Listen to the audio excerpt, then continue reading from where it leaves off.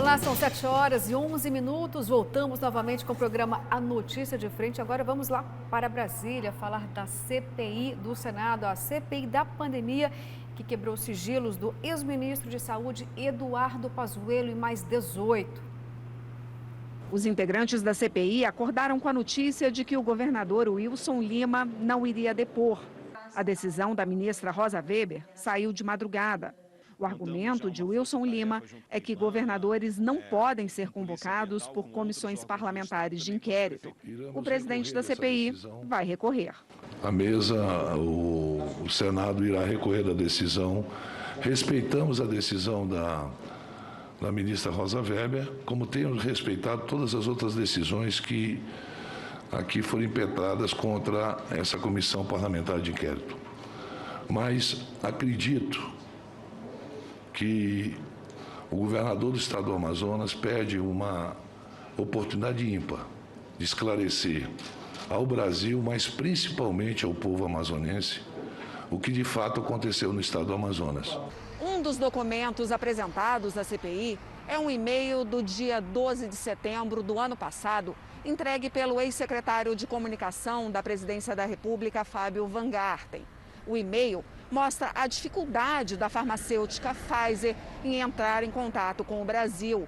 A carta foi endereçada ao presidente da República, com cópia para a vice-presidência, Casa Civil e os ministérios da Saúde e da Economia. Na carta, o presidente mundial da Pfizer, Albert Bourla, diz: "Minha equipe no Brasil se reuniu com representantes de seus ministérios da Saúde e da Economia, bem como com a Embaixada do Brasil nos Estados Unidos. Apresentamos uma proposta ao Ministério da Saúde do Brasil para fornecer nossa potencial vacina, que poderia proteger milhões de brasileiros. Mas até o momento não recebemos uma resposta. Sabendo que o tempo é essencial, minha equipe está interessada em acelerar as discussões sobre uma possível aquisição e pronta para se reunir com Vossa Excelência ou representantes do governo brasileiro o mais rapidamente possível." A CPI aprovou também 22 quebras de sigilo telefônico e telemático de 19 pessoas. Entre elas, os ex-ministros da Saúde, Eduardo Pazuello, e das Relações Exteriores, Ernesto Araújo. O assessor para assuntos internacionais, Felipe Martins. O ex-secretário executivo do Ministério da Saúde, Elcio Franco. E a secretária de Gestão do Trabalho da pasta, Mayra Pinheiro. Além de empresários, entre eles, Carlos Wizard. A CPI determinou ainda as quebras de sigilos bancário e fiscal de 3 empresas. Bom, gente, a CPI aí, para ser imparcial, não tinha de fato que estar ouvindo, governadores. Fundamental. Vamos citar aí, então, o governador do estado do Amazonas, que conseguiu aí, conquistou o direito do Supremo de não comparecer à CPI. Mas vamos lembrar, Kleber, que não foi esse mesmo governador que comprou respiradores, professor, em uma loja de vinhos. Não é importante, a presença desse governador, até porque então vai ficar só na fala do ministro, da presidência da República, já que a investigação é em torno também do que aconteceu lá no estado do Amazonas. Não seria importante a presença desse gestor na CPI, até para elucidar todos esses fatos? Porque aquilo que a gente percebe é que quem se esconde é porque tem medo. É fundamental que os governadores sejam ouvidos, A decisão da Rosa Weber, ela pautou exatamente a sua decisão, porque de autorizar o não comparecimento do governador do Amazonas, Wilson Lima, por conta exatamente do governador já estar sendo investigado pela Procuradoria-Geral da República, por conta, Luciana, Kleber e telespectador, exatamente por desvios de insumos, desvios de verbas que foram encaminhadas ao governador, ao estado do Amazonas, para que pudesse fazer o enfrentamento à Covid-19. Porque os grandes escândalos, aconteceram exatamente chancelados, carimbados, autorizados, pelo Supremo Tribunal Federal nos estados. Foram com governadores, com prefeitos que receberam verbas volumosas, grandes verbas do governo federal, volume bilionário, e que pairam dúvidas. Então é muito importante que a CPI realmente ouça os governadores. Quebra de sigilo também acho importante que realmente busque aí, junto ao Ministério, ao ex-ministro Pazuello, se realmente houve ou não houve crimes de responsabilidade. Esse encaminhamento feito por parte do presidente da CPI da pandemia, que vai recorrer, inclusive, para que os governadores possam se apresentar, não são poucos, são 19 ou 21, salvo engano, que a Controladoria Geral da União disse que devem dar explicações à sociedade, é fundamental para que realmente nós tenhamos um resultado positivo para a sociedade. É isso. Kleber Lima, o seu olhar crítico em relação à CPI do Senado nesse momento, em relação à quebra de sigilo e tudo mais? O primeiro aspecto, Luciana, é que o Procurador-Geral da República, o Augusto Aras, né, ontem já anunciou que vai recorrer para que os governadores sejam sim, possam ser sim, convocados pela CPI do Senado. O entendimento jurídico dele é de que a Constituição da República veda a convocação do presidente da República. E, por extensão, as constituições estaduais podem vedar a convocação dos governadores em CPIs das respectivas assembleias legislativas. A do Senado, não, porque aí é uma instância superior. Então, me parece que isso deve cair, deve cair. Ainda no ponto de vista jurídico, é importante dizer assim que o STF ele tem esse papel de julgar constitucionalidade, né?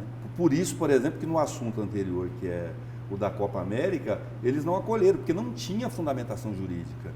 Os pedidos que foram apresentados contra a Copa América eram manifestos políticos. Eu tive o cuidado de ler os manifestos, o que foi a petição, né? Sim. Eu falei que é tão manifesto que para mim é um manifesto. Por exemplo, professor, estava lá, impeça-se a Copa América porque a medida pode ferir o princípio dos direitos de...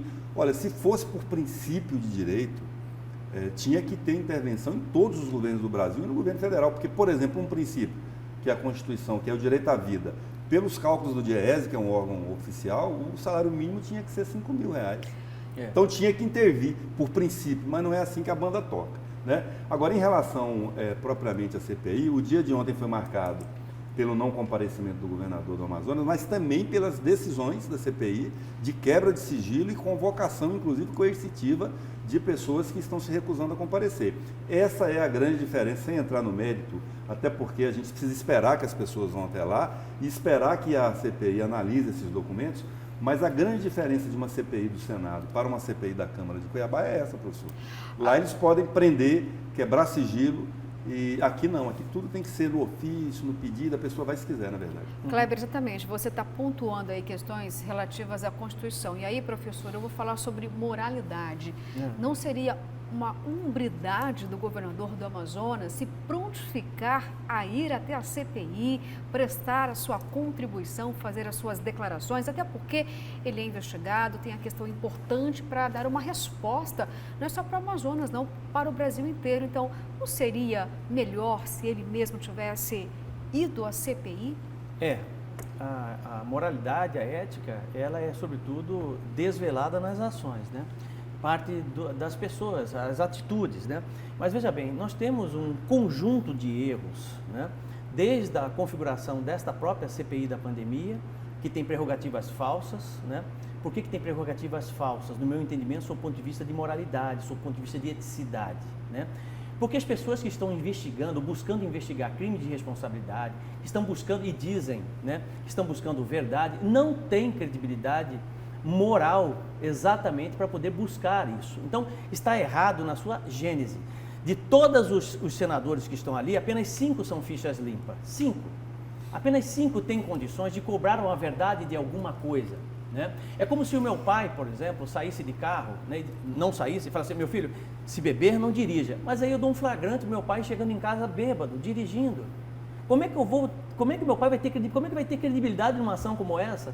Então, o problema com relação a essa questão de moralidade, de eticidade, é exatamente isso.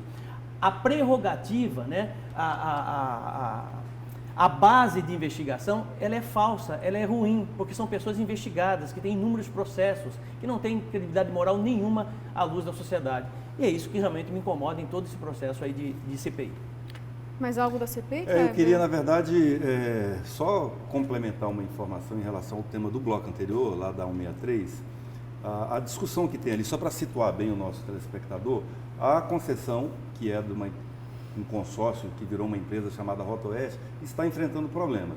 E hoje se discute duas alternativas, Luciana. Uma é o que eles chamam de processo de cura, que é de revisão do contrato de concessão, e outro que é um processo de caducidade do contrato por descumprimento de cláusulas, que seria o rompimento. O senador Carlos Fávaro, por exemplo, ele defende uma solução de meio termo, que é a retirada da Odebrecht, que é a empresa líder do consórcio, para se viabilizar a manutenção do contrato, enfim.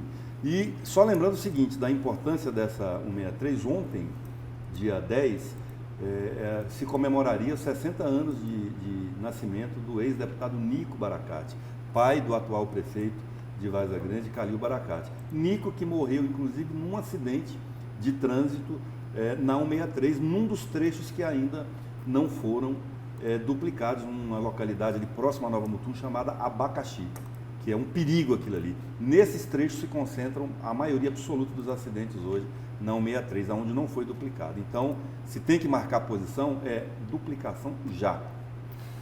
Olha só, gente, outros assuntos aqui nós iríamos discutir, não vai dar tempo, né? Está acabando já, tem a questão importante também de um pronunciamento do presidente da República, Jair Bolsonaro, querendo desobrigar o uso da máscara, né?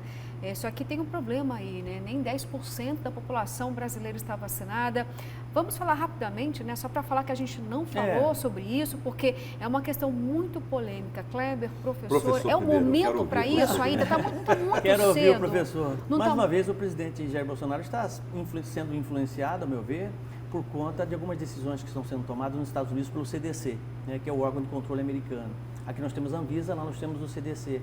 Algumas mudanças foram feitas no entendimento desse órgão por conta exatamente do avanço das vacinas nos Estados Unidos, né? Então, alguns estados, de certa forma, estão liberando essa questão da utilização de máscara, o que é um problemaço.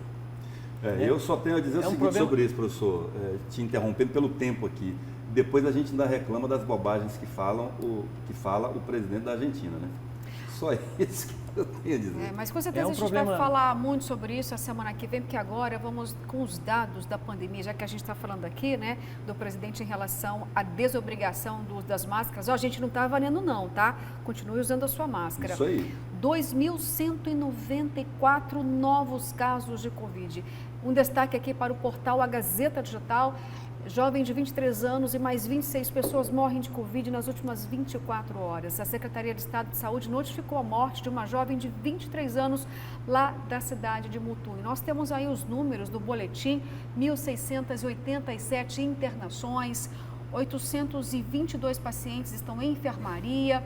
Em UTI, 651 pessoas. A taxa de ocupação de leitos de 83,11% e em enfermarias 45%. Os números não estão bons, não. Os números estão péssimos, aliás. Então, muito cuidado. Continue aí usando sua máscara, utilizando todo o protocolo de biossegurança. A gente está chegando ao fim aqui, mas eu quero ler mais uma reportagem aqui, triste inclusive, relacionada à pandemia. Também um outro destaque aqui do portal A Gazeta Digital, o Alain Mesquita, é sobre o estado de saúde do secretário. Olha só, infelizmente ele foi entubado, né? Ele sofreu uma piora em seu estado de saúde. Estou falando do secretário municipal de governo, Luiz Cláudio. Ele está em São Paulo, em uma unidade de terapia intensiva.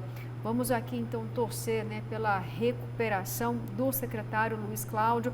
Não queria nem terminar o programa, gente, com uma mensagem dessa, mas fica aí um alerta para você se cuidar. A pandemia não acabou, a Copa América vem aí. Vamos todos, né, nos cuidar, usar máscara. Não vamos vacilar, não. Álcool em gel.